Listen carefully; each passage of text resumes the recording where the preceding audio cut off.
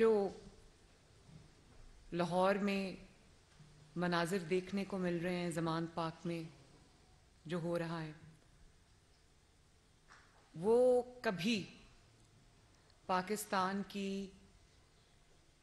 75 سالہ تاریخ میں وہ مناظر کبھی کسی سیاسی جماعت کے حوالے سے نہیں دیکھے گئے۔ سیاسی جماعتوں کی جو کریڈٹ پہ کیا چیز ہوتی ہے، سیاسی جماعتیں کس حوالے سے پہچانی جاتی ہیں، پاکستان کی سیاسی جو تاریخ ہے، جمہوری تاریخ ہے، اس میں کیا ہے؟ ہم نے تو یہی دیکھا ہے، یہی سنا ہے کہ قربانی دی جاتی ہے کسی بھی جد و جہد کے لیے، کسی بھی سیاسی تحریک کے لیے۔ ہم نے دیکھا کہ سیاستدان ایک کاز کے لیے پھانسی کا پھندا بھی قبول کرتے ہیں، شہادتیں بھی قبول کرتے ہیں، گولیاں بھی کھاتے ہیں، جلا وطنیاں بھی برداشت کرتے ہیں، اٹک کے لے کے زندانوں میں بھی پھینکے جاتے ہیں اور عمر قید بھی برداشت کرتے ہیں جھوٹے مقدمات کے اندر۔ یہ پاکستان نے پہلی مرتبہ پاکستان کے 75 سال میں دیکھنے کو ملا کہ ایک ایسی جماعت جو اپنے آپ کو سیاسی جماعت کہتی ہے، جس کو ٹریٹ ایک سیاسی جماعت کے طور پہ کیا جاتا ہے،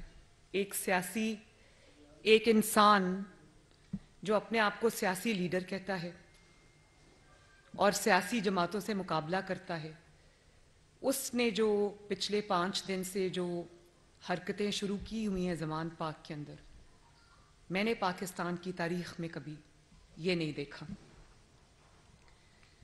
جس طرح سے اپنی جان بچانے کے لیے، اپنے آپ کو گرفتاری سے روکنے کے لیے، قانون کے آگے پیش ہونے سے روکنے کے لیے جس طرح سے انہوں نے ریاست پہ دھاوا بولا، جس طرح سے انہوں نے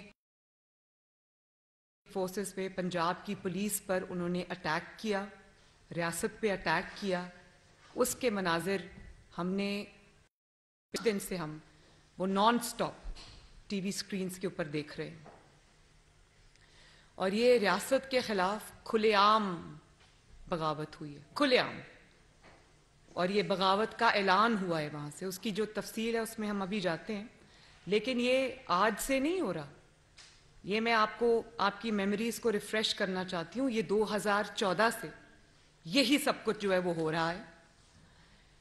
وہ آپ کو یاد ہوگا، یہ وہی لوگ ہیں جنہوں نے شاہراہ دستور کے اوپر قبریں کھودی، کفن پہن کے ریاست کا مذاق اڑایا، سپریم کورٹ کے سامنے گندے کپڑے اپنے ٹانگے، اور جنہوں نے پی ٹی وی پر حملہ کیا، پارلیمنٹ پہ حملہ کیا، پولیس کے نوجوانوں کے، پولیس کے آفیسرز کے سر پھاڑے، ان کی ہڈیاں توڑی۔ وہ آپ کو یاد ہوگا جو officer D S P Junejo تھا، اس کے مناظر آج تک قوم نہیں بھولی، کس طرح ہڈیاں توڑ کے اس کو ہاسپٹل میں داخل کیا گیا، سر توڑے پولیس والوں کے، اور پھر یہ گھیراؤ، جلاؤ، سول نافرمانی کی کال، ہنڈی سے پیسہ بھیجو، پرائم منسٹر کو گردن سے گھسیٹ کے آفس سے باہر نکالیں گے۔ یہ 2014 میں ہوا اور تب سے آج تک ہوتا آ رہا ہے۔ فرق صرف یہ، تب یہ چیزیں چھپی ہوئی تھیں کیونکہ سہولت کار سر پہ موجود تھے، ہر سیاہ کو سفید کرنے والے موجود تھے، ہر چیز پہ گلاس اوور کرنے والے موجود تھے۔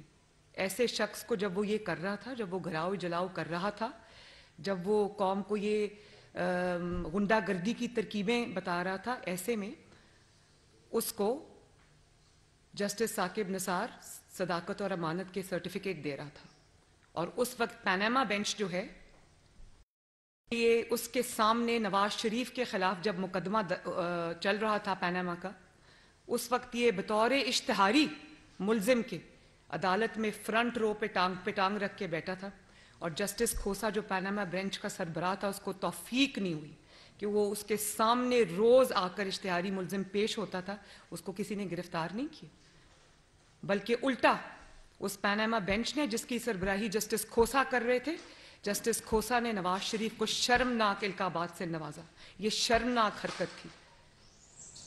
اتنی ہمت تو آپ میں تھی نہیں کہ سامنے آپ کے اشتہاری ملزم بیٹھا ہوا ہے، اس کو آپ پکڑ لیں وہ آپ کے سامنے قانون کا اور آپ کا تماشا بنا رہا تھا. آپ میں ہمت نہیں تھی کیونکہ آپ اس کے ساتھ ملے ہوئے تھے.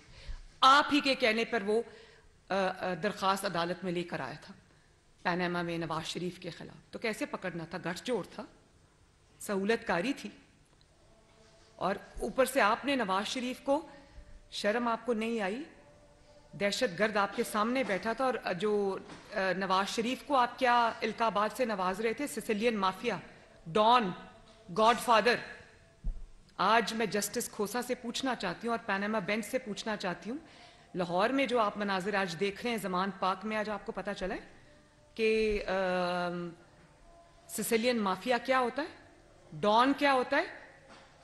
پورے پاکستان کی پولیس ڈان کو پکڑنے کی کوشش کر رہی ہے, عدالتیں بلا رہی ہیں, وہ شخص کسی کے ہاتھ نہیں آ رہا. اب پتہ چلا ہے ڈان کیا ہوتا ہے, اب پتہ چلا ہے گاڈ فادر کیا ہوتا ہے, اچھے سے پتہ چل گیا ہوگا.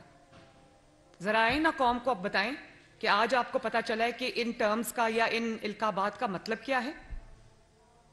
مجھے یہ بتائیں, آج یہ 2014 سے جو ہو رہا ہے, یہ آج سامنے اس لیے آ رہا ہے کہ آج وہ سہولت کار زیادہ تر جا چکے ہیں. ابھی بھی میں بار بار کہتی ہوں کہ ان کی باقیات موجود ہے جو اس کو سہولت فراہم کر رہی ہے. ہم گہری نظر رکھے بیٹھے ہیں, لیکن وہ باقیات ابھی بھی موجود ہیں. اس لیے جو اصل بیساکھیاں تھیں وہ چلی گئیں, اسی لیے آج یہ جو سامنے کھل کے آ رہے ہیں. ذرا دکھائیں گے پلیز یہ 2000, میں ذرا یاد دہانی کراتی چلوں, ذرا ویڈیو پلے کریں. میں سارا پاکستان بند کروں گا. پی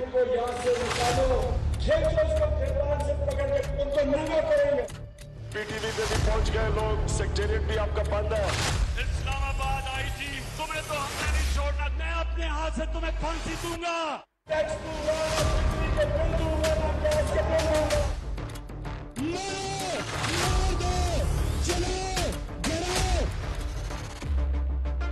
سرکاری املاک پر بدترین حملے,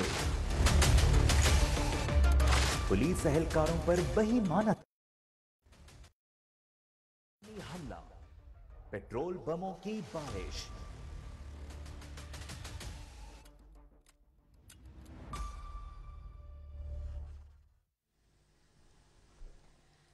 بات یہ ہے کہ یہ والا جو آپ نے ابھی دیکھا ہے 2014 میں, یہ 2014 میں بھی ہو رہا تھا, لیکن اس وقت جو امپائر نے انگلی پکڑائی ہوئی تھی اور اس نے پکڑی ہوئی تھی, اس لیے سب کے باوجود اس کو صداقت اور امانت کے جھوٹے سرٹیفکیٹ دیے گئے.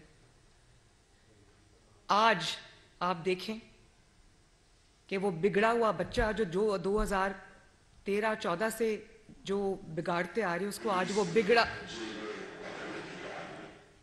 وہ بگڑا ہوا بچہ ریاست پہ پوری قوت اور شدت سے حملہ آور ہے. اور ایک بات میں آپ کو اور بتا دوں, ریاست اگر کسی کو پکڑنا چاہے, یہ 5 منٹ سے زیادہ کا کام نہیں ہوتا. ریاست کس سے آپ جیت نہیں سکتے, ریاست کے پاس پوری طاقت موجود ہے. فرق صرف یہ ہے کہ ریاست نہیں چاہتی کہ کوئی خون خرابہ ہو, کوئی پولیس کا افسر یا جوان جان سے ہاتھ دھو بیٹھے, یا کوئی بھی سیکیورٹی فورس کا جو رکن ہے یا ممبر ہے وہ زخمی ہو, یا پھر کوئی سیاسی کارکن, چاہے اس کا تعلق پی ٹی آئی سے کیوں نہ ہو, اس کو کوئی نقصان پہنچنے کا اندیشہ ہو. اگر یہ کنسیڈریشنز نہ ہوں, یہ کنسرنز نہ ہوں, تو عمران کو پکڑنا 5 منٹ سے زیادہ کا کام نہیں ہے. یہ میں آپ کو بتا دوں. اور میں یہ سوال کرنا چاہتی ہوں کہ رحیم یار خان میں کچے کے علاقہ کا تو آپ سب کو پتا ہوگا, کچے کے علاقے میں جو ہو رہا ہے اور جو زمان پاک میں ہو رہا ہے, اس میں کیا فرق ہے؟ کچے میں بھی جب پولیس ڈاکوؤں کو, ڈکیتوں کو, اغوا کاروں کو پکڑنے جاتی ہے تو وہ ہتھیاروں سے لیس ہو کر پولیس کے اوپر حملہ آور ہوتے ہیں, مقابلہ کرتے ہیں, پولیس کے اوپر پوری قوت سے وہ اٹیک کرتے ہیں, ان کو پیچھے دھکیلتے ہیں. زمان پاک میں کیا ہو رہا ہے؟ زمان پاک میں بھی یہی ہو رہا ہے جو کچے میں ہو رہا ہے. تو یہ کوئی مناظر آپ دیکھ لیں ایک ہی مناظر ہے.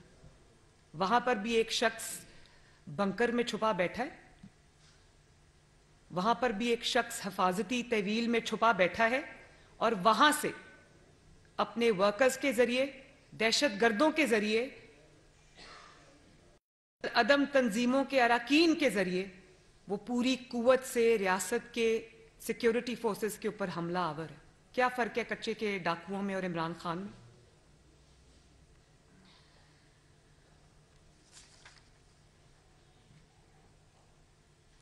اور آپ یہ دیکھیں کہ یہ وہی شخص ہے جو آج فزیکلی ریاست کے اوپر حملہ آور ہے, لیکن ریاست کے اوپر حملہ آور یہ اب سے نہیں ہے. جب 2018 میں اس کی حکومت آئی, اسی طرح کا حملہ اس نے پاکستان کی اکانومی پہ کیا, معیشت پہ کیا, لینڈ مائنز بچھائیں, بارودی سرنگیں بچھائیں, جو آج تک جس کا خمیازہ جو ہے وہ پاکستان بھگت رہا ہے, جس کے اثرات پاکستان میں آج تک ہیں. پاکستان ابھی اس سے نجات نہیں حاصل کر سکا. وہی اس نے جب اس کو پتا چلا کہ یہ حکومت سے جا رہا ہے تو وہ سائفر والی سٹوری بنا کے یہ لے آیا, کہانی بنا کے وہ جھوٹ گھڑ کے لے آیا, اور ہر جلسے میں جلوس میں وہ سائفر والا کاغذ جو تھا وہ لہراتا تھا, اور پاکستان کے تعلقات دوسرے ممالک کے ساتھ مشکل میں ڈال کے, جیپرڈی میں ڈال کر, خراب کر کے, خود یہ ہاتھ جوڑ کے امریکہ سے معافی مانگ کر یہ تعلقات بہتری کے لیے آج کوشش کر رہا ہے. اس نے وہاں پر جو لوگ امپلائی کیے ہوئے ہیں, جن کو یہ پیسے دے رہا ہے ڈالرز کے اندر کہ امریکہ سے میرے تعلقات بہتر کراؤ, پاکستان کے تعلقات دوسرے ممالک سے خراب کر کے یہ پیسے دے کر اپنے معاملات جو ہے وہ ٹھیک کر رہا ہے. اور آپ آج دیکھیں زلمے خلیل زاد کا سٹیٹمنٹ آیا ہے اس کے حق میں. زلمے خلیل زاد صاحب کو میں پوچھنا چاہتی ہوں کہ اس کے دور میں جو بدترین تشدد, بدترین انتقام, بدترین وکٹمائزیشن تمام اپوزیشن پہ ہو رہا تھا, اس وقت زلمے خلیل زاد صاحب چپ کیوں بیٹھے تھے؟ اور آج ان کو یہ دیا ہے کہ وہ پاکستان کے اندرونی معاملات میں بولیں. وہ یہ بھی ذرا فرما دیں کہ پوری دنیا کے مہذب ممالک کے اندر جب کوئی شخص قانون کو ایویڈ کرتا ہے, عدالتوں کے احکامات کو پاؤں کے نیچے رونتا ہے, عدالت بلاتی ہے جاتا نہیں ہے, فورس استعمال کرتا ہے, تو اس کے بارے میں دنیا کیا کہتی؟ اس کے ساتھ یہ سلوک ہونا چاہیے جو عمران خان کے ساتھ ہو رہا ہے. اس کے بارے میں ان کا کیا کہنا ہے؟ میں یہ سوال کرتی ہوں. پاکستانیوں نے اس چیز کا بہت برا بنایا ہے. اس وقت وہ کیوں خاموش تھے جب عمران کے 4 سالہ دور میں بدترین تشدد صحافیوں کے ساتھ کیا گیا, ان کو سچ بولنے کی پیداش میں پیٹ میں گولیاں ماری گئیں, ہڈیاں توڑی گئیں مار مار کے, گھروں سے اٹھا کر براڈ ڈے لائٹ میں اغوا کیا گیا. اس وقت یہ کیوں چپ تھے؟ اور جب جو انٹرنیشنل تنظیمیں ہیں انہوں نے کہا کہ یہ, اور انہوں نے لکھا کہ یہ پریڈیٹرز ہیں, پریڈیٹر کا لفظ استعمال ہوا ان کے لیے, جو ان کے خلاف آواز اٹھاتا تھا, چاہے وہ اپوزیشن سے ہو, سیاستدانوں سے ہو, یا وہ میڈیا سے ہو, اس کو عبرت کا جو وہ سمبل بناتے تھے یہ لوگ. اس وقت یہ کیوں خاموش تھے؟ اور جس طرح سے جن لوگوں کی طرف سے آج اس کے لیے آواز اٹھائی جا رہی ہے, اس میں کوئی شک نہیں ہے, مجھے اب کوئی شک نہیں ہے فورن فنڈنگ کیس کے بعد کہ اس کو پاکستان میں انریسٹ لانے کے لیے, انتشار لانے کے لیے, اینارکی پھیلانے کے لیے, سول انریسٹ پھیلانے کے لیے اس کو لانچ کیا گیا پاکستان میں. ورنہ اس کے پلے اور ہے کیا سوائے دہشت گردی کے, غنڈہ گردی کے, پاکستان کی معیشت تباہ کرنے کے, پاکستان کے تعلقات سارے ممالک سے خراب کرنے کے اس کے پلے اور ہے کیا؟ میں یہ سوال پوچھنا چاہتی ہوں.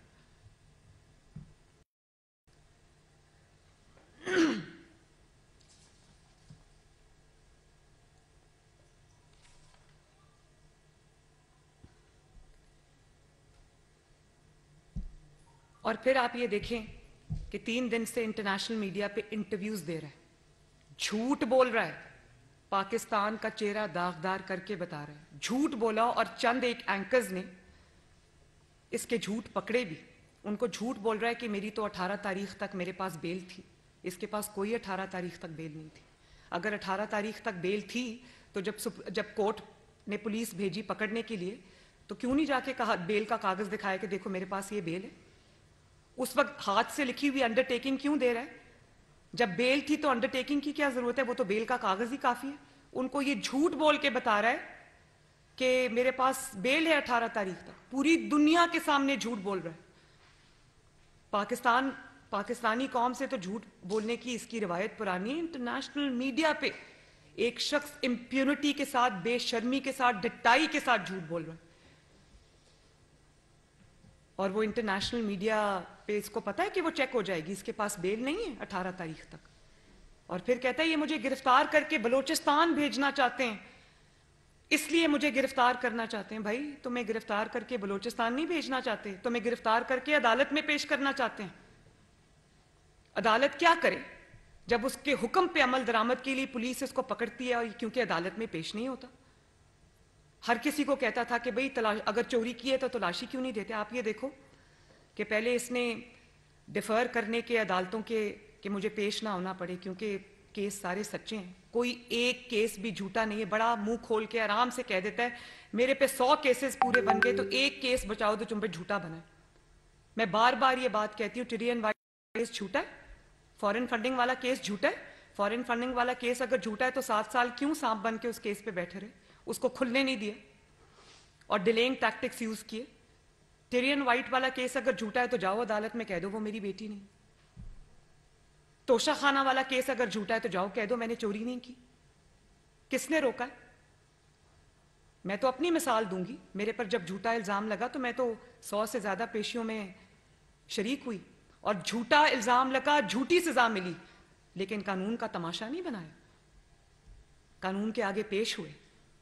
فیصلہ پسند تھا، ناپسند تھا، منصفانہ تھا، غیر منصفانہ تھا، اس چیز سے قطع نظر پاکستان کے قانون کو پاؤں کی جوتی کے نیچے نہیں روندا. ایک ایگزامپل سیٹ کی کہ اگر سچے ہو تو ایک دن آئے گا جب آپ انشاءاللہ تعالیٰ بری ہو کے سامنے آؤ گے.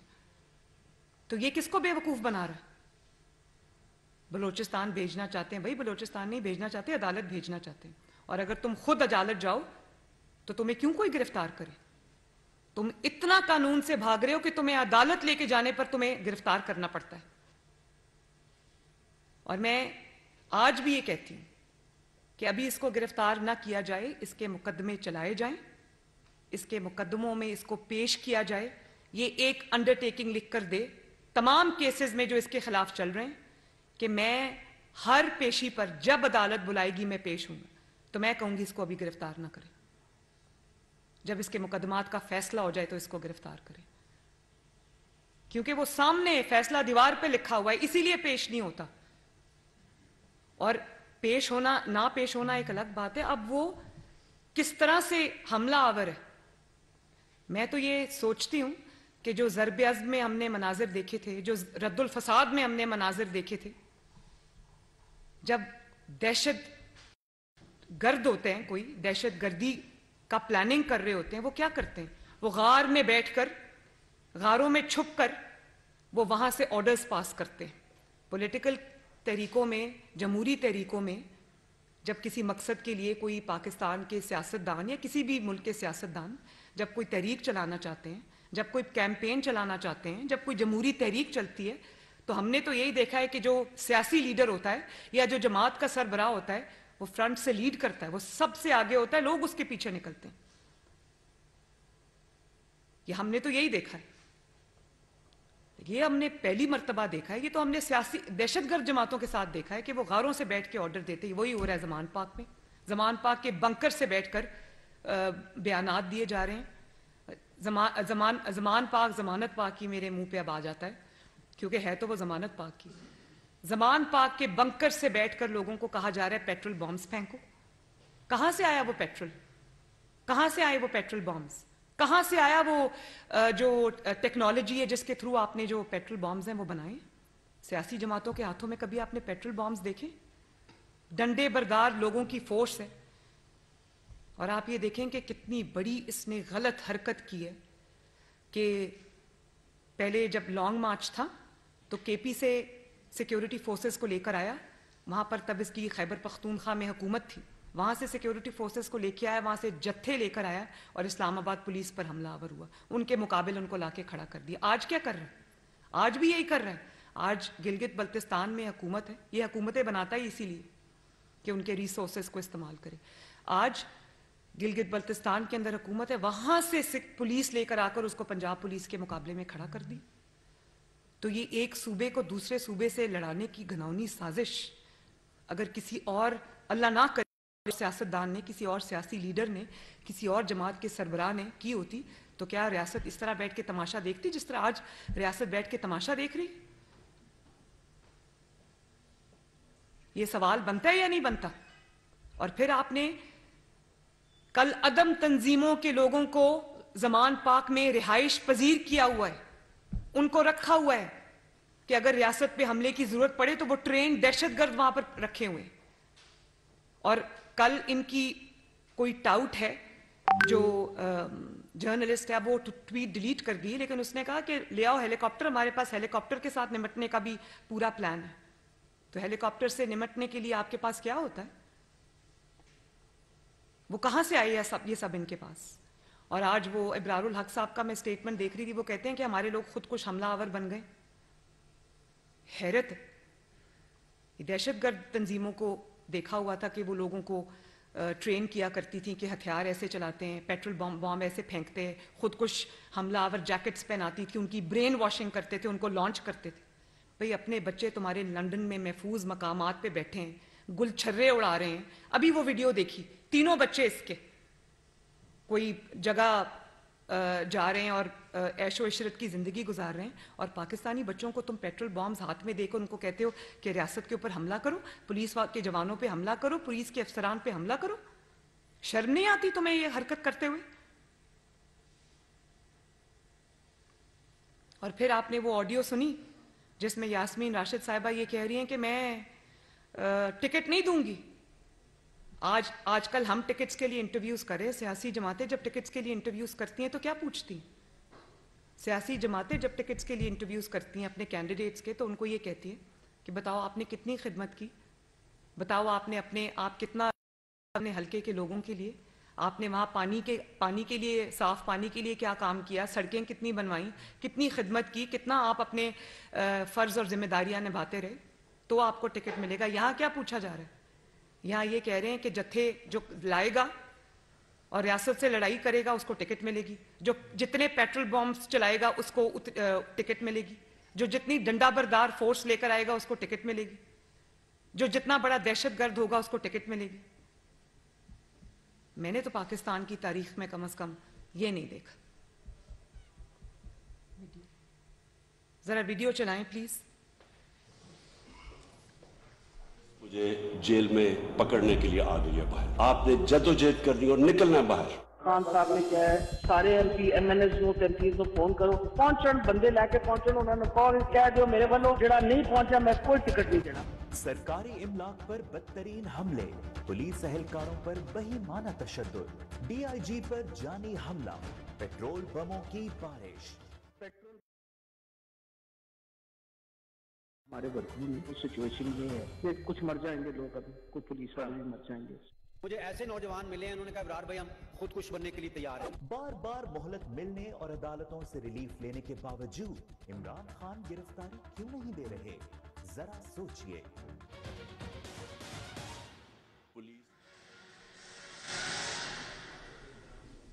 سن لیا آپ نے, وہ کہہ رہے ہیں کہ ہمیں ایسے نوجوان ملے جو خود کش حملے کے لیے تیار ہیں. تو اب اس میں کسی کو کوئی شک و شبے کی گنجائش رہ گئی ہے کہ یہ ایک سیاسی جماعت نہیں بلکہ ایک عسکری جماعت ہے جو ایک نیفیریس ایجنڈا لے کر, پاکستان کی تباہی کا ایجنڈا لے کر, پاکستان کے اندر خانہ جنگی کا ایجنڈا لے کر فورن قوتوں کے یہ لانچ ہوئے ہیں کہ نہیں چلنے دینا ملک کو, کچھ بھی ہو جائے نہیں چلنے دینا. اب زمان پاک کے ارد گرد جو ہو رہا ہے, کیا وہاں کے رہائشیوں کو تکلیف نہیں ہو رہی؟ پولیس وہاں پر سڑکیں جب بلاک ہوتی ہیں, جب اس قسم کے لوگ ہوتے ہیں, جب اس قسم کی وہاں پر ایکٹیویٹیز ہوتی ہیں تو کتنا عوام کو وہاں پر تنگی کا سامنا کرنا پڑتا ہے, لوگ کتنے ڈسٹربنس ہوتی ہے وہاں پر, لوگ بچے اسکول نہیں جا سکتے, اور ریاست جو ہے وہ بے بس ہو کے تماشا دیکھ رہی. ایک شخص نے پورے قانون کو, آئین کو, پورے اس کو اپنے پاؤں کی جوتی کے نیچے رکھا ہوا ہے، اور اس کو آپ یہ دیکھ لیں آج بھی اس کو جو وارنٹس ہے وہ سسپینڈ ہو گئے. بھئی ضرور کرے سسپینڈ، آپ نے کرنے ہیں تو، لیکن میں کیا پوچھتی ہوں، کیا یہی سہولت پاکستان کی باقی سیاسی جماعتوں کو حاصل؟ یہی سہولت نواز شریف کو حاصل ہے؟ میں یہ سوال پوچھتی ہوں کہ یہ تفریق کیوں ہے؟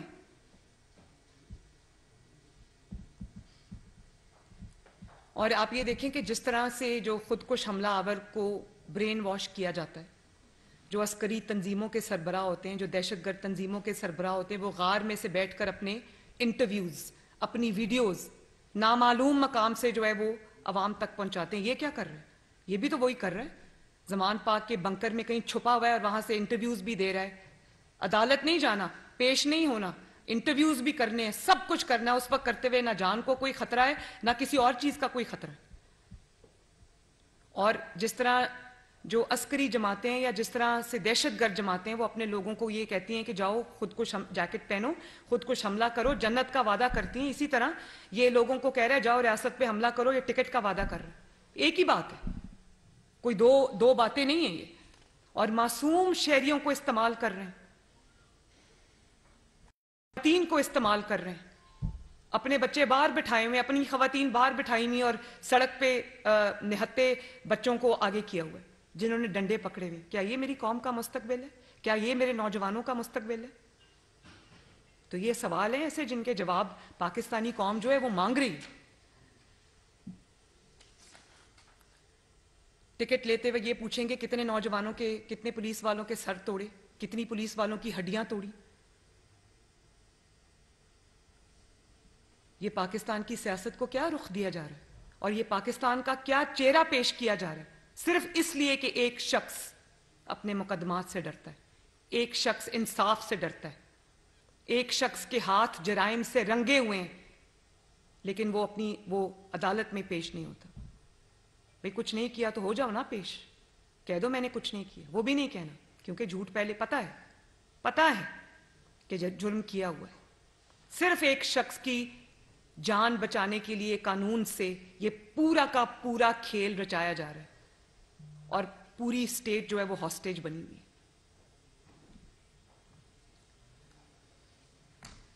تو میں آج یہ جو سوالات قوم کے سامنے رکھے ہیں یہ ہر ذی شعور پاکستانی کے سوالات ہیں جن کا جواب جو ہے وہ قوم مانگ رہی ہے. شکریہ. جی میں سب کو دیں گے. ابراہیم لکی صاحب. کمپرومائزڈ ہے، پولیٹیشن کمپرومائزڈ ہیں، اسٹیبلشمنٹ کمپرومائزڈ ہے، جوڈیشری کمپرومائزڈ ہے. تو اس سب میں جمہوریت کیسے پھلے گی؟ اگر 2018 کا اگر ری پلے ہو جاتا ہے، اگر if and but کی بات ہے، تو جمہوریت ہماری کیسے پھلے گی؟ یہ جو میں نے ابھی پورا مقدمہ آپ کے سامنے رکھا، جمہوریت کے آگے بڑھنے کا ایک ہی طریقہ ہے کہ غیر جمہوری جو لوگ ہیں جو کسی ایجنڈا کے تحت لانچ کیے گئے ہیں ان کا حساب کتاب ہو، ان کا پورا کچا چھٹا عوام کے سامنے لے کر آئیں، اور اگر وہ اکاؤنٹیبلٹی سے بھاگتے ہیں تو ان کو پکڑ کے عدالتوں میں پیش کیا جائے. اور اس میں عدالتوں کو بھی یہ کہوں گی کہ آپ کو انصاف کرنا چاہیے.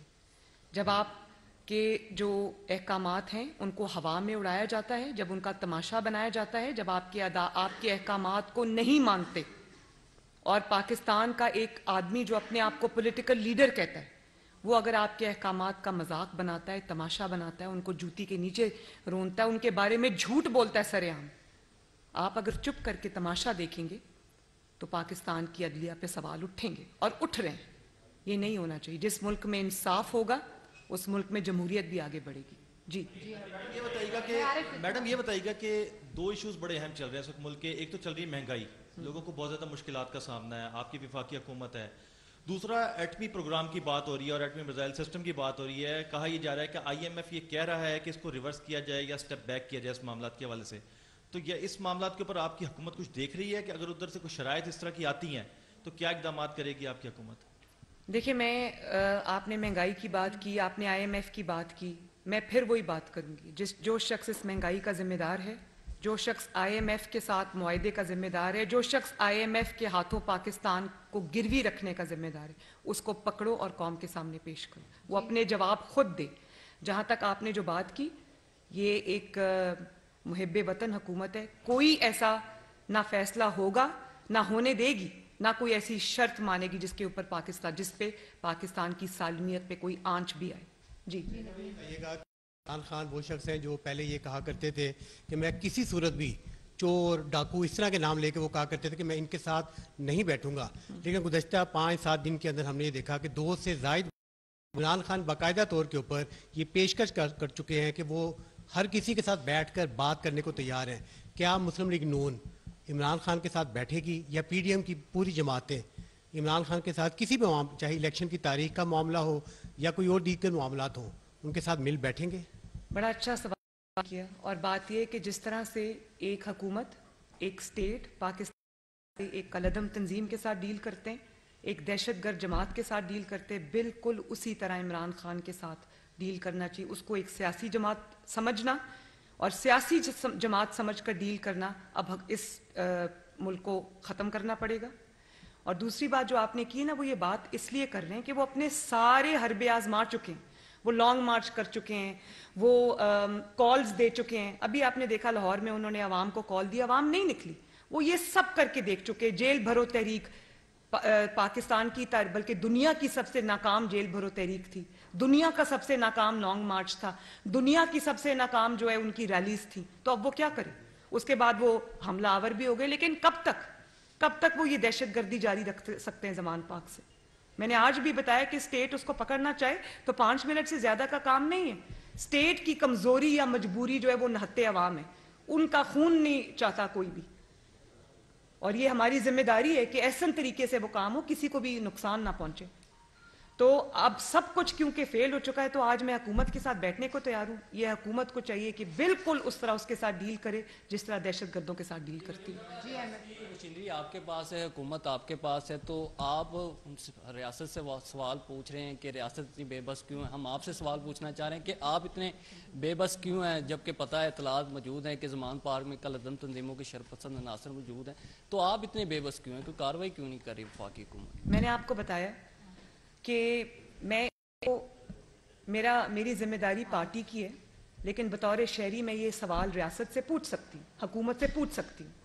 मैं हुकूमत का हिस्सा नहीं हूँ, मैं ये सवाल पूछ सकती हूँ। हाउएवर मुझे इस बात का इल्म है कि हुकूमत की जो कमज़ोरी है वो कमज़ोरी नहीं है, वो उसकी कंसर्न है जो उसके अवाम के लिए, कि वहाँ पर किसी की भी जान ना जाए, कोई वहाँ पर कैजुअल्टी ना हो, कोई ऐसी सिचुएशन ना हो जहाँ पर किसी को कोई नुकसान पहुंचने का अंदेशा हो। वरना 5 मिनट से ज्यादा का काम नहीं है, मैं समझती हूँ इस बात को। जी मरीम साहब, ये बताइएगा कि आपने अभी मुतालबा पिछले दिनों किया है कि जनरल फैज का कोर्ट मार्शल किया जाए।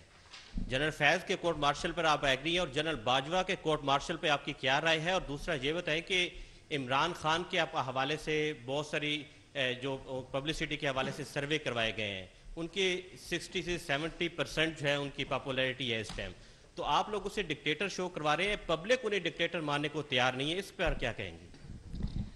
2 सवाल आपने पूछे।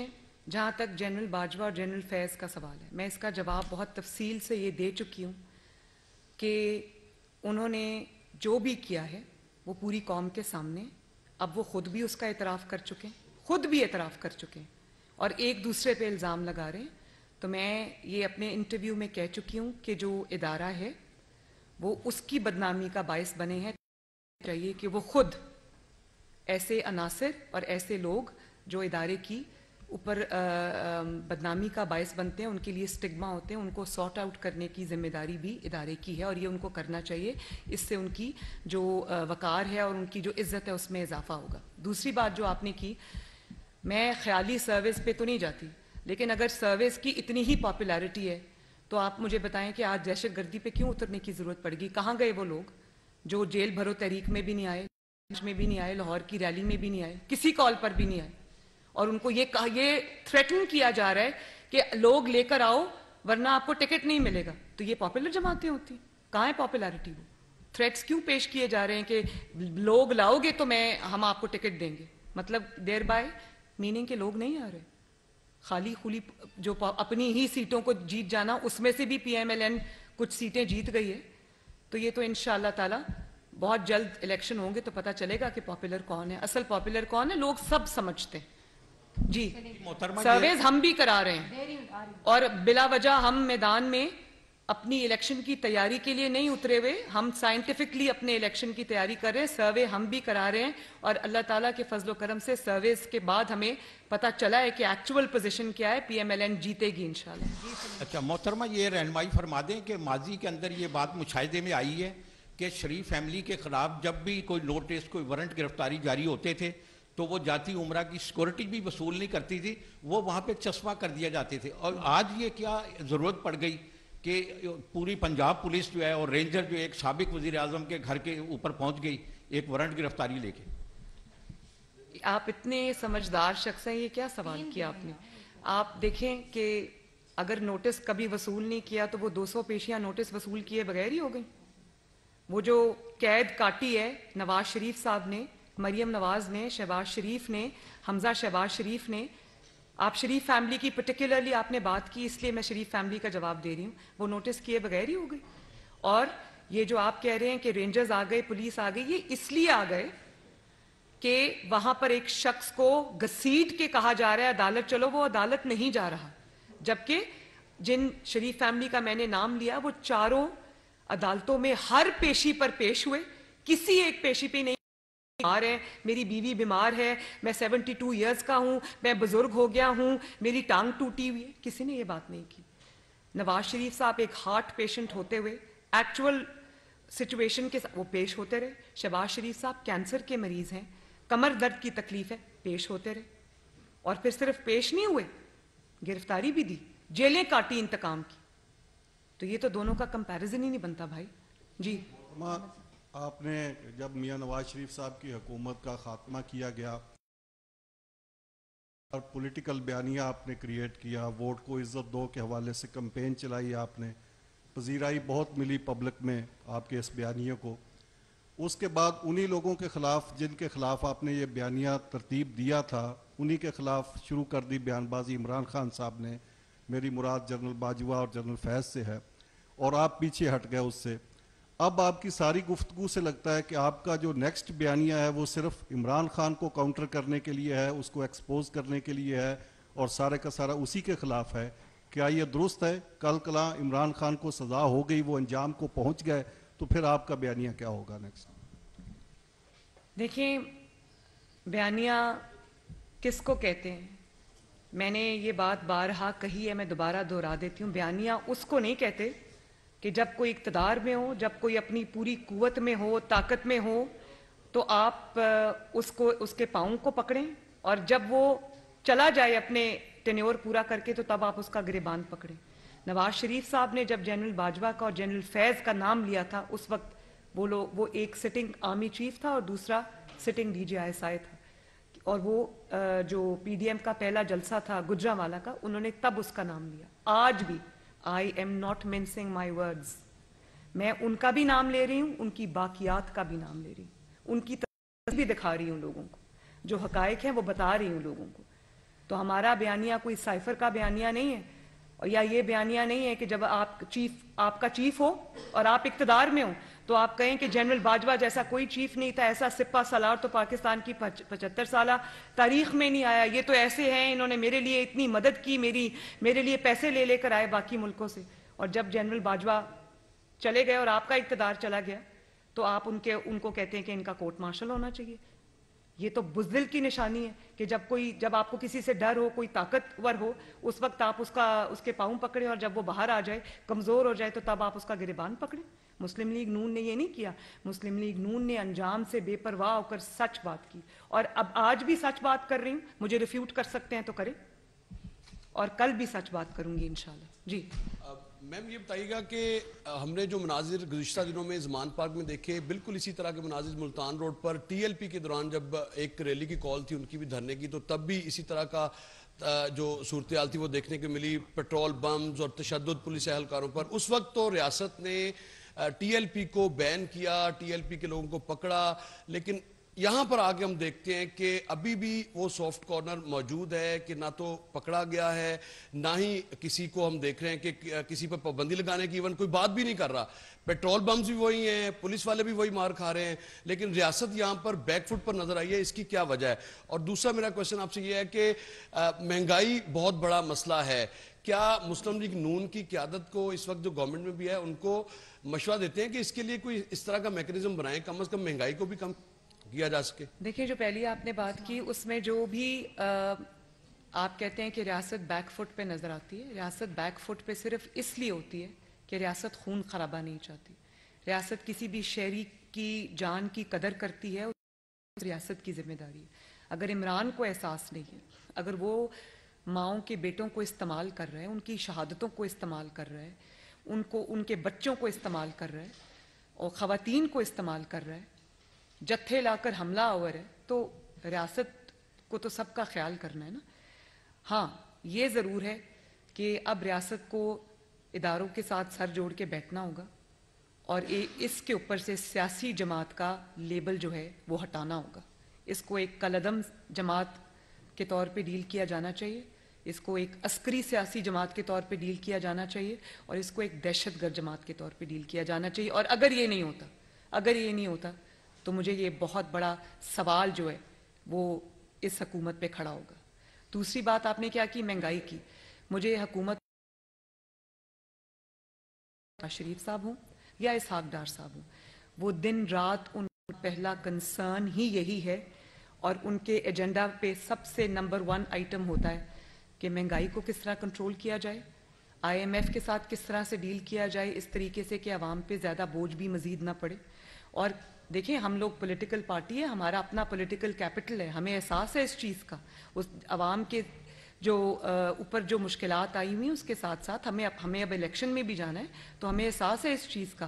مجھے علم ہے اس چیز کا کہ شہباز شریف صاحب 6 بجے اٹھ کر جو ہے وہ اپنا کام شروع کرتے ہیں، رات کو 12 بجے تک وہ کام کرتے ہیں اور یہ ان کے پہلے ایجنڈا کے اوپر پہلے نمبر پہ ہے چیز. جی میڈم، کل عمران خان صاحب نے میڈیا ٹاک کی اور انہوں نے کہا کہ موجودہ جو چیف آف آرمی سٹاف ہیں، انہوں نے نام تو نہیں لیا مگر انہوں نے کہا کہ حاجی صاحب مطلب جو بھی آپریشن ہو رہا ہے اس کے پیچھے وہ ہیں. اور دوسری بات یہ کہ جو اطلاعات... ایک سیکنڈ عمر، پہلے اس کا میں جواب دے دوں. عثمان سوری، اس کا میں جواب دے دوں. یہ ایک بڑا اچھا کویسچن ہے. کیا ان کو چیف آف آرمی سٹاف نے کہا تھا کہ عدالت میں پیش نہ ہو؟ کیا چیف آف آرمی سٹاف نے کہا تھا کہ گھر کے بنکر میں چھپ کے بیٹھ جائیں اور جب عدالت بلائے تو کہہ دیں میری ٹانگ ٹوٹی ہوئی؟ کیا چیف آف آرمی سٹاف نے ان کو کہا تھا کہ پچھلے 5 مہینے سے ٹانگ پہ پلاسٹر چڑھا کے بیٹھ جائیں؟ کیا انہوں نے چیف آف آرمی سٹاف نے ان کو کہا تھا کہ آپ جو ہے وہ عدالت جب بلائے تو کہہ دیں میری جان کو خطرہ ہے؟ بھئی یہ بات کوئی پولیٹیکل وکٹمائزیشن نہیں ہے، 1 پوائنٹ ایجنڈا ہے. عدالت بلا رہی ہے، پیش ہو جاؤ، تمہیں کوئی گرفتار نہیں کرے گا. تو کیا یہ بزدلی کا جو آئیڈیا تھا یہ ان کو چیف آف آرمی سٹاف نے دیا تھا؟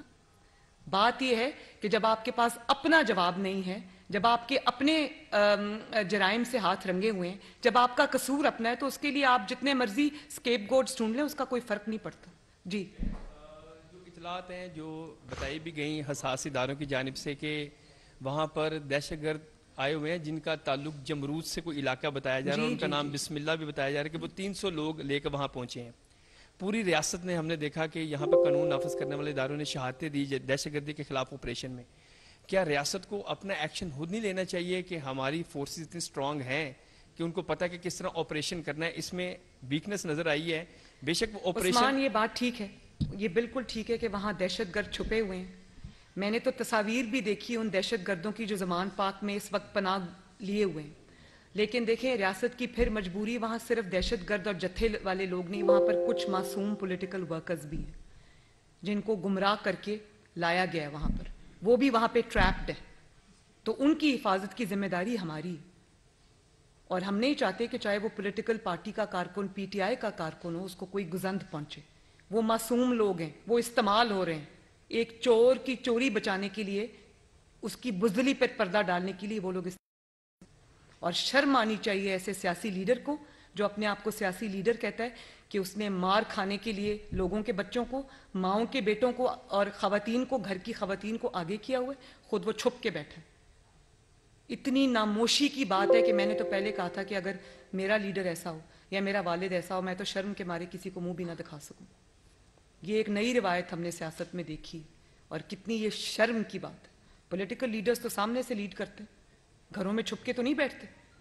लोगों को कहा गिरफ्तारी करो, जेल भरो, खुद बेलें भरते रहे अपनी। तो लोगों के बच्चों, माओं के बच्चे फालतू आए हुए हैं।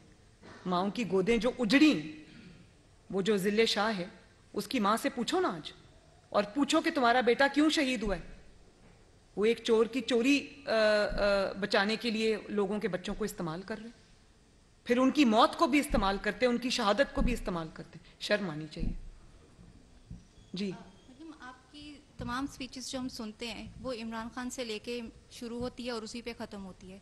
इमरान खान को सुनते हैं तो उनकी जो जितनी स्पीचेस होती है वो हुकूमत के अगेंस्ट होती है, PMLN के अगेंस्ट होती है। तो ये तासुर नहीं दिया जा रहा कि ये दो पॉलिटिकल पार्टीज की ईगोस की वजह से आवाम जो है वो पिस रही है।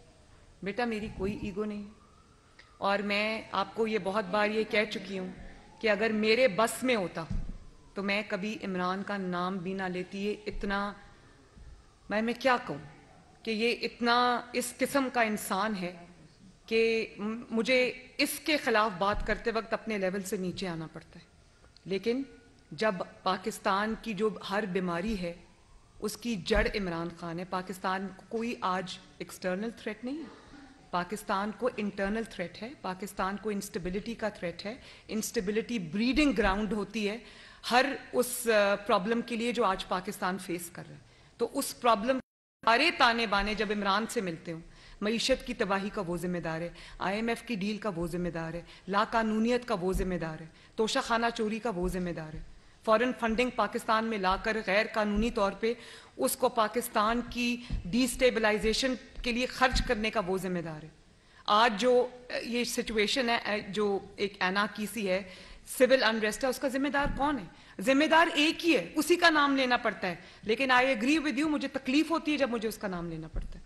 ये ईगोज की जंग नहीं है, ये सच और झूठ की जंग है। मेरा फर्ज है बतौर पाकिस्तानी, बतौर एक जमात की रुकन के, कि मैं जो सच है वो कौम को बताऊं।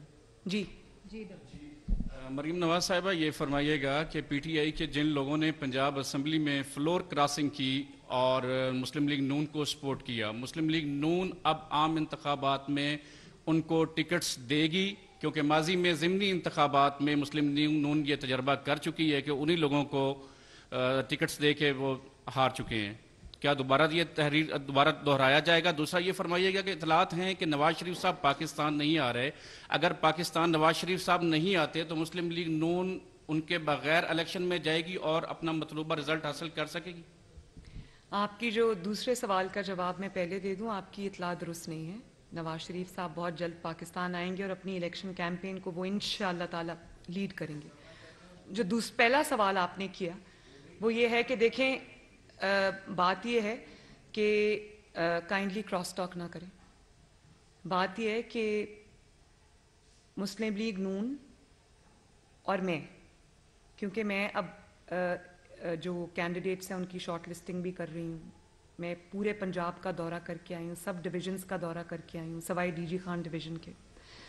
तो मैंने बहुत इसके ऊपर मेजॉरिटी, बल्कि 95% हमारे कैंडिडेट सिर्फ वो हैं जो मुस्लिम लीग नून में कई दहाइयों से मौजूद हैं या ख़ानदानी तौर पे मुस्लिम लीग नून हैं, जिन्होंने अपना खून पसीना मुस्लिम लीग नून को दिया है। मेरी तरजीह तो वो है।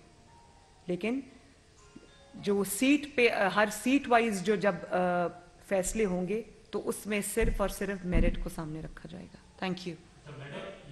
एक मिनट जी, एक मिनट, आप सवाल करें। माइक जी ये बताइएगा कि आपने कहा कि इमरान खान ने, यानी उन्होंने, एक शख्स ने जो है वो कानून को पांव के नीचे रखा हुआ है और रियासत तमाशा देखती रही, यानी कि आप इसमें जो रियासत से शिकवा कर रही हैं, ये रियासत से मुराद क्या है? इस्टेब्लिशमेंट है? और अगर इस्टेब्लिशमेंट है तो क्या आप इस शिकवे के तहत उनको इन्वॉल्वमेंट की दावत नहीं दे रही? और दूसरा ये कि अगर इस लॉजिक को मान लिया जाए कि PTI, आपने सारी रियासत को कैसे सिर्फ इस्टेब्लिशमेंट का कह दिया? जब मैं रियासत की बात करती हूँ तो मैं हुकूमतों की बात करती हूँ, साथ मैं अदलिया की भी बात करती हूँ, मैं सब की बात करती हूँ जो स्टेक होल्डर्स है, डिसीजन मेकर्स हैं। उसमें हमारी गवर्नमेंट जो है वो सबसे बड़ी स्टेक होल्डर है। दूसरा ये कि तो रियासत सब سب کا نام ہے جی. اچھا آپ کا ان کا سوال رہ گیا, سوری. ایک منٹ جی. دوسرا میرا یہ ہے کہ اگر اس لاجک کو تسلیم کر لیا جائے کہ جی پی ٹی آئی اپنی ہی جیتی ہوئی سیٹوں پر جیتی ہے ضمنی انتخابات میں, اگر اس دلیل کو مان لیا جائے تو وہ 2018 میں 100 سے زائد سیٹوں پر جیتی تھی, تو آئندہ الیکشن میں اگر اپنی ہی سیٹوں پر وہ دوبارہ جیت جاتی ہے تو اکثریت میں تو پھر پی ٹی آئی آ جاتی ہے, تو اس دلیل کو ہم اسی طرح مان لیں. بات یہ ہے کہ 2018 میں ان کو جتایا گیا تھا, وہ جیتے نہیں تھے, اور بہت ساری سیٹس ایسی ہیں جہاں پر جوڑ توڑ ہوئی پوری آپ کے سامنے, پوری دنیا کے سامنے. مسلم لیگ نون کے آپ کو یاد ہے وہ جو کہہ رہے تھے محکمہ زراعت اور تھپڑ کا نشان بھی دکھا رہے تھے, کینڈیڈیٹ تھے, ان کو کہا گیا کہ ٹکٹ واپس کر دو, انہوں نے کہا کہ نہیں. ان کو کہا انڈیپینڈنٹ کھڑے ہو جاؤ, انہوں نے کہا نہیں. ان کو ان کے انکار پہ ان کو مارا گیا, اور وہ بیچارے ڈر گئے, تو انہوں نے نام لینے کی بجائے, جنرل فیض کا نام لینے کی بجائے انہوں نے کہا محکمہ زراعت سے لوگ آئے تھے, انہوں نے مجھے یہ کہا. تو تب سے ان کا نام جنرل فیض کا دوسرا نام محکمہ زراعت بھی پڑ گیا تھا. اور پھر آپ یہ دیکھیں کہ اس وقت جو جماعت کو لیڈ کر رہے تھے نواز شریف صاحب, ان کو الیکشن سے چند دن پہلے جیل میں پھینک دیا گیا. ان کی پوری جماعت کے, اور جو یہ جو چیف جسٹس صاحب ہیں ثاقب نثار صاحب, جن کو آج بہت تکلیف ہوتی ہے, انہوں نے پی ٹی آئی کے لوگوں کی, شیخ رشید صاحب کی کیمپین چلائی, حنیف عباسی صاحب کو آخری دن اٹھا کر میدان سے باہر کیا. سب وننگ کینڈیڈیٹس تھے, جس کو جیل ہوئی, جو نااہل ہوا, جس سے پارٹی ٹکٹ لی گئی, وہ سب پی ایم ایل این کے وننگ کینڈیڈیٹس تھے. ایک وننگ کینڈیڈیٹ کو اٹھا کے سارٹ آؤٹ کیا گیا. تو آج وہ ماشاءاللہ واپس آ گئے ہیں. یہ دیکھیں طلال چودھری آپ کے سامنے بیٹھے, ان کو ڈسکوالیفائی کیا, وننگ کینڈیڈیٹ.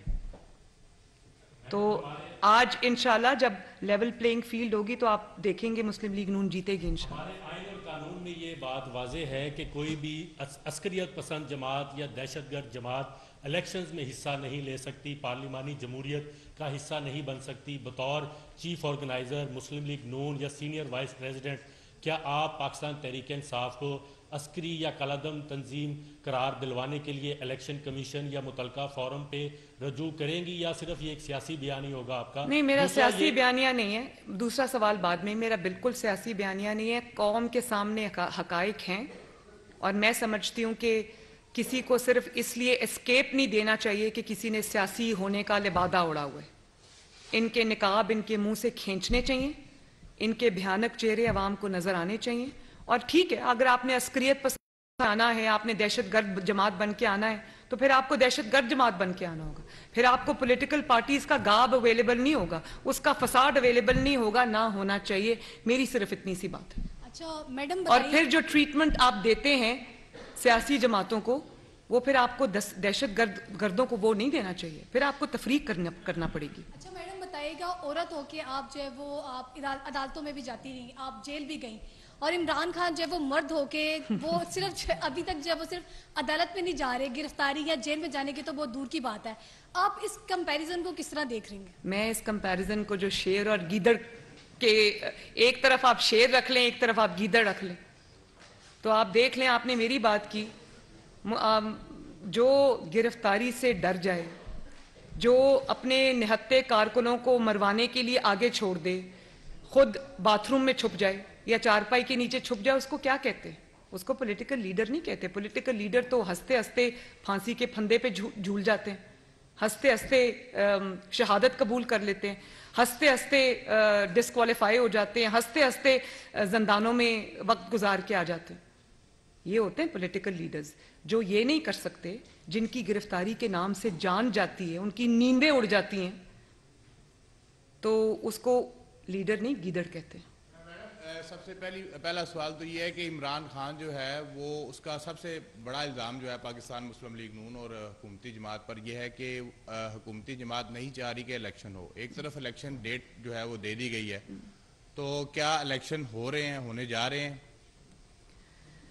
دیکھیں, میں نے آپ کو یہ پہلے بھی بہت بار اپنی تقاریر میں یہ بتا دیا ہے کہ میں مسلم لیگ نون اگر الیکشن نہیں چاہتی تو مسلم لیگ نون کس چیز کی درخواستیں مانگ رہی ہے, مسلم لیگ نون اپنے ڈویژنز کے دورے کیوں کمپلیٹ کر چکی ہے, مسلم لیگ نون اپنے کیسٹ کیوں کمپائل کر رہی ہے. آج پارلیمنٹری بورڈز بھی اناؤنس ہو گئے, تو مسلم لیگ نون اگر الیکشن سے دوڑ رہی ہو تو مسلم لیگ نون ایک واحد جماعت ہے جس نے میدان میں اتر کر اپنی تیاری شروع کر دی ہے. مسلم لیگ نون چارپائی کے نیچے نہیں چھپی ہوئی.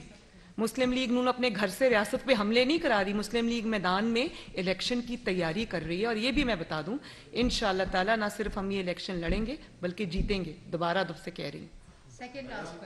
بس آخری جی پاناما کیس کی بات کی. سیسلین مافیا گاڈ فادر کہا گیا, نہیں کہنا چاہیے. عدالت کے فیصلے بولتے ہیں. جب ججز اعلیٰ عدلیہ میں سلیکشن من پسند لگائے جائیں گے تو ایسا ہی ہوگا. اب آپ کی حکومت ہے, کیا آپ اعلیٰ عدلیہ کے ججز کی میرٹ پر تعیناتی کے لیے کوئی قانون سازی یا جوڈیشل ریفارم لانے کی بات کریں گی؟ نمبر 1. نمبر 2, 1 منٹ پہلے اس کا جواب سنیں. بالکل کروں گی. یہ جو بینچ فکسنگ ہے یہ بند ہونی چاہیے, اور یہ کسی فرد واحد کے فیصلے نہیں ہونے چاہیے کہ ایک شخص جو اپنا فیصلہ بارہا ایک پٹیشنر کے خلاف دے چکا ہے, بار ایک دفعہ اپنا مائنڈ دے چکا ہے, ایک دفعہ اپنا ذاتی اناد بتا چکا ہے. آپ ہر بینچ میں جب انہی ججز کو شامل کریں گے تو اس کو اور کیا کہتے ہیں؟ بالکل ٹھیک ہے. دوسرا میرا سوال یہ ہے کہ پاکستان پہلا ایٹمی اسلامی ملک ہے اور آج وہ بھیک مانگ رہا ہے, اور آج جو حالات ملک کے ہیں وہ آپ کے سامنے ہیں. آپ 75 سالوں میں آج یہ ملک میں جو اس حالت پہ پہنچا ہوا ہے, آپ اس کا ذمہ دار کس کو ٹھہراتے ہیں؟ بڑا تکلیف دہ سوال آپ نے کیا. پاکستان جس طرح سے ترقی کر رہا تھا, آگے بڑھ رہا تھا, وہ کچھ لوگوں کو تکلیف ہو گئی اس کی. 2017 تک آپ 2013 سے 2017 کا پاکستان دیکھ لیں, کس طرح دنیا سے انویسٹمنٹ آ رہی تھی. پہلی دفعہ پاکستان میں سی پیک جیسا منصوبہ جس میں انویسٹمنٹ کے ڈھیر لگ گئے, 2% گروتھ سے 6% پروجیکٹڈ 7% گروتھ پہ پاکستان پہنچ گیا. IMF کا پہلی بار جو معاہدہ تھا اس کو نہ صرف پورا کیا بلکہ اس معاہدے کے رہتے ہوئے 4 سال نہ ڈالر کو بڑھنے دیا, نہ چینی کی قیمت بڑھنے دی, نہ آٹے کی قیمت بڑھنے دی, نہ بجلی کی قیمت بڑھنے دی, نہ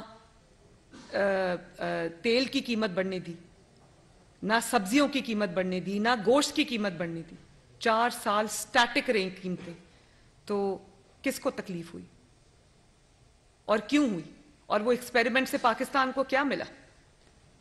وہ عمران کو لانے کے لیے نہیں کیا گیا تھا, وہ اس لیے کیا گیا تھا کہ وہ جن مقاصد کے لیے عمران کو لانا چاہتے تھے وہ مقاصد نواز شریف پورے کرنے والا نہیں تھا. وہ جانتے تھے کہ نواز شریف ایکسٹینشن نہیں دے گا, نواز شریف یہ سازشوں میں شامل نہیں ہوگا, نواز شریف ملک کی بات کرے گا, پاکستان کی بات کرے گا, عوام کی بات کرے گا. اس لیے ان کو وہ بندہ چاہیے تھا جو چپ چاپ کر کے احکامات کو مانتا رہے. چاہے وہ اب 4 سال کے بعد آپ خود ہی دیکھیں, انہوں نے سب سے زیادہ اس کو گند کا ٹوکرا سمجھ کے سر سے اتار کے پھینک دیا اور توبہ توبہ کرتے ہوئے بھاگ گئے. لیکن کیا پاکستان کا یہ جو نقصان ہوا ہے پچھلے 4 سال میں یہ کبھی پورا ہو سکے گا؟ ذمہ داروں کو جواب دینا ہوگا. آج جنہوں نے اس کو صداقت اور امانت کا سرٹیفکیٹ دیا انہوں نے بھی واپس لے لیا. وہ اتنے شرمندہ ہو گئے کہ انہوں نے بھی واپس لے لیا. اتنی دھجیاں اس شخص نے اس سرٹیفکیٹ کی اڑائیں اور دینے والے کی بھی اڑی. جی مریم صاحبہ یہ بتا دیجئے گا 30 اپریل کو پنجاب اور 28 مئی کو KP کا الیکشن ہے. 1 ماہ وہاں زیادہ ہو چکا ہے. دوسری طرف انتخابات ہوتے ہوئے یوں نظر نہیں آتی ہیں. الیکشن پروسیس کا تمام جماعتیں حصہ بھی بن رہی ہیں, آپ کا بھی پارلیمانی بورڈ بن چکا ہے. اس صورتحال کے اندر جب سیکیورٹی فراہم کرنے کے حوالے سے کہہ رہے ہیں کہ سیکیورٹی فراہم نہیں کی جا سکتی, وسائل اتنے نہیں دینے کے لیے, تو کیا آپ کو تاریخ پر الیکشن نظر آتے ہیں؟ اور دوسرا سوال یہ ہے, پہلے سوال کا جواب سن لیں. بات یہ ہے کہ وسائل اگر